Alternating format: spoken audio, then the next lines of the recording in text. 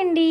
ఎప్పుడు గోంగూరతో పచ్చడిలేనా, ఒకసారి పులావ్ కూడా చేసి చూడండి. చాలా అంటే చాలా టేస్టీగా ఉంటుంది. ఇప్పటిదాకా గోంగూర పులావ్ తిన్నవారు అలాగే తినని వారు ఒకసారి ఈ స్టైల్లో గోంగూర పులావ్ చేసి చూడండి. అల్టిమేట్ టేస్ట్ తో సూపర్ ఉంటుంది. సైడ్ డిష్ లాంటివి ఏమి లేకపోయినా హ్యాపీగా ఎంజాయ్ చేయొచ్చు ఈ వేడి వేడి పులావ్ ని. అంత బాగుంటుందండి టేస్ట్. ఇంకా లేట్ చేయకుండా ప్రాసెస్ లోకి వెళ్ళిపోదాం.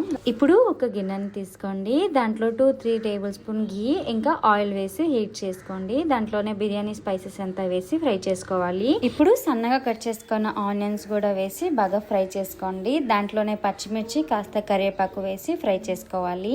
తర్వాత అల్లం వెల్లుల్లి పేస్ట్ ఒక 2 టేబుల్ స్పూన్ వేసి ఫ్రై చేసుకోవాలి. నెక్స్ట్ సన్నగా కట్ చేసుకున్న ఒక 2 టమాటోస్ ని కూడా వేసి ఫ్రై చేసుకోండి. ఇప్పుడు కొద్దిగా కాజు ఇంకా టేస్ట్ కి సరిపడే అంత సాల్ట్, పసుపు, 1 టేబుల్ స్పూన్ ధనియాల పొడి వేసి బాగా మిక్స్ చేసుకోండి. ఇప్పుడు నీట్ గా క్లీన్ చేసుకున్న గోంగూరని కూడా వేసి ఒక 5 మినిట్స్ బాగా కలిపి ఫ్రై చేసుకోవాలి.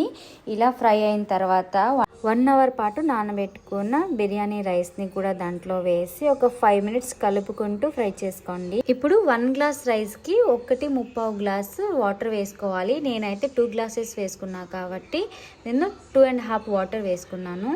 ఇప్పుడు ఒకసారి బాగా కలిపి కొద్దిగా పుదీనా ఇంకా కొత్తిమీర కొంచెం గరం మసాలా మూత పెట్టుకుంటూ ఒక 20 మినిట్స్ పాటు మీడియం ఫ్లేమ్ లోనే కుక్ చేసుకోండి. రెడీ అయిపోయిందండి వేడి వేడి గోంగూర పులావ్. ఈ పులావ్ టేస్ట్ చాలా బాగుంటుందండి. ఎలాంటి గ్రేవీ లేకపోయినా ఆనియన్స్ పక్కన పెట్టుకొని తినే.